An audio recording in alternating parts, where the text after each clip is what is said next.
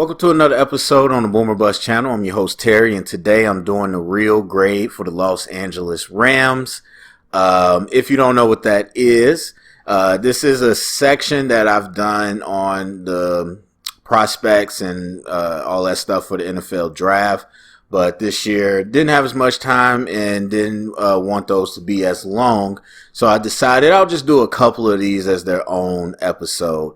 So what the real grade is I go to a team's draft from 3 seasons ago and we look at where the players are now and we give it a true grade. So for anybody that's listened to me, you know that I say it takes at least three seasons to really understand what a player is. And as much as we love the who won the draft tonight, like the instant analysis and all the dumb stuff, those people haven't even touched the field. We have no idea. Then you got people like Joe Burrow, who technically has been 2 years, but we only saw him for one real full season, and people crown he's the best. Is he the best quarterback in the league? Like, this whole social media, sports media, just really stupid analysis that I hate and that my content is the opposite of. The truth is you have to wait, and people used to be able to do that. Now they can't, whatever. But that's the truth. You got to give it time and see what this player actually is. And so that's when I pick a team, and then we go back 3 seasons, and then we give it a true grade to see what they did. So we're doing, as tradition, I do the Super Bowl champs first. Sometimes if I'm doing it really early and on time, then I'll be doing this before the Super Bowl, and then I would have done both. But hey, there it is. So the Rams won this year. They are this year's champions. And so we are going to look at their draft from 2019, I believe this is. So first up, you got Taylor Rapp. And was their second round pick, So they didn't have a first round pick this year. Taylor Rapp is still with the team. He's a starter, been a starter for the last few years, and has been pretty solid. Taylor Rapp overall, his freshman year was the buzz. I mean, like Kyle Hamilton is this year, he was the buzz. And then I don't really know what happened to him after that.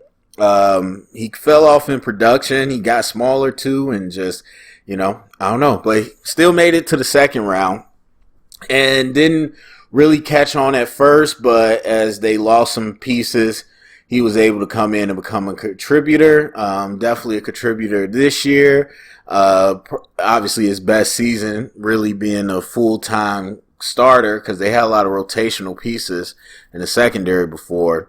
But Rapp, I think, really got a chance to be solid in what he played. And they use him in a number of different ways, and he's pretty solid. He's a solid player. Third round, you had Daryl Henderson, running back from Memphis.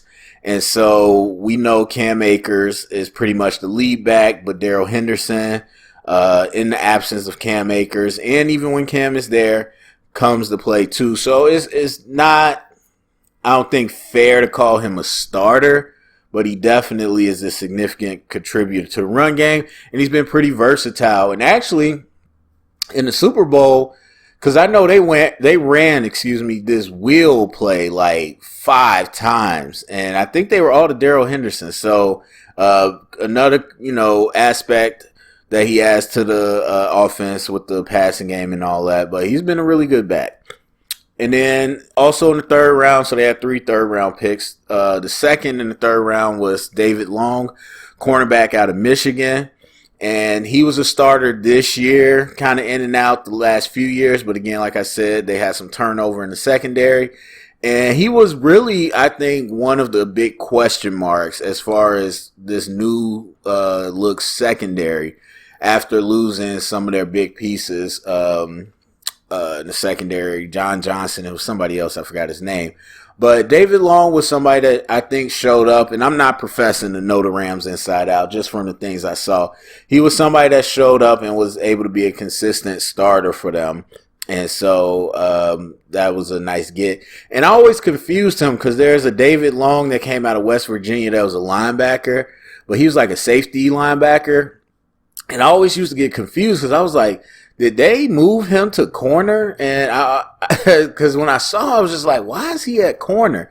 But now that makes sense. I didn't, this David Long isn't somebody that I really watched coming out. And then in the third round, lastly, they had Bobby Evans, who tackle out of Oklahoma. Still with the team, has never really cracked the starting lineup, and is kind of, just a backup. Fourth round, we got Greg Gaines out of Washington, defensive tackle. And Greg Gaines was a full-time starter this year, which I didn't know. I mean, they might just be counting who starts, like literally the lineup. Because as we know, with defensive line, especially on the interior, a lot of rotation, a lot of guys coming in and out. And I've seen him make some plays. Didn't really know who he was. So this is interesting. Makes sense to see they got him through the draft. Again, not a guy that I'm familiar with, but has made some impact plays and has been a starter for them this year on their Super Bowl run. Obviously, a different dynamic than Aaron Donald, but one of those guys that they rotate next to him. So he's been a pretty solid piece for them as well. Then we got David Edwards, tackle out of Wisconsin, played guard in the league for the Rams, and he's been starting since he's gotten starts since season 1 as a rookie, and then he's been their consistent starter the last 2 seasons. So, 5th round pick, has provided stability, and I'm not, again, not saying that he's like a all-time guard or anything, but he has provided some stability to that offensive line. And look, they won with them. And they definitely, once they got Andrew Whitworth, they definitely started to take on a different attitude. But when you really look at it, it's not the sexiest O-line, if there's a such thing. You have Rob Havenstein, who really has been impressive, and most people won't know this because he was a big behemoth out of Wisconsin, I believe, as well. And you knew he had to play tackle because of how tall he was, but it was like, man, can he really hold up against speed? And I haven't watched it closely, but, maybe they're using tight ends or whatever they do. He's been okay. Obviously, I'm sure he's gotten beat by top pass rushers, but he hasn't lost his job, and he's obviously a plus in the run game. Andrew Whitworth was somebody people thought were over the hill. He's been great. David Edwards, 5th round pick. And I don't know if Austin Blythe was their center this year. I know he has been the past few years out of Iowa. And he was on a really good line in Iowa, but he wasn't like the top pick of the litter. And he turned out to do pretty well for them.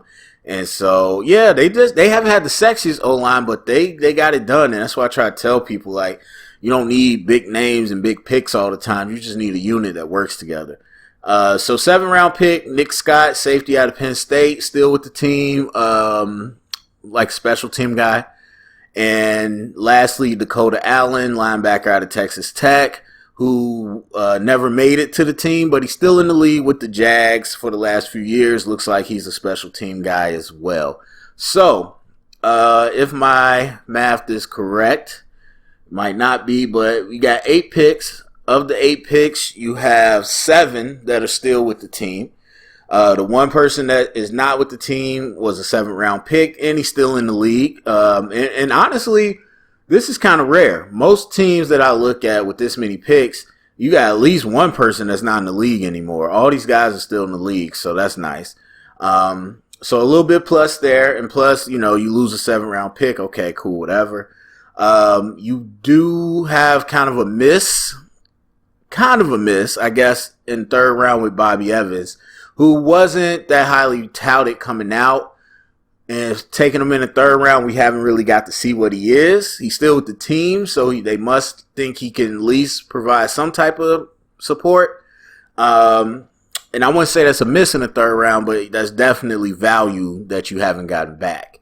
And everybody else, you've gotten really good value. It's all solid. And the 5th round pick with David Edwards to find a starter, that's a plus as well. So for me, nothing pops out on this draft as crazy good or crazy bad, which I think most teams would take. Is just to be solid. And this is, purely in terms of draft, because people get the draft twisted. Yes, we're grading retroactively, but also you got to understand it's about opportunity cost.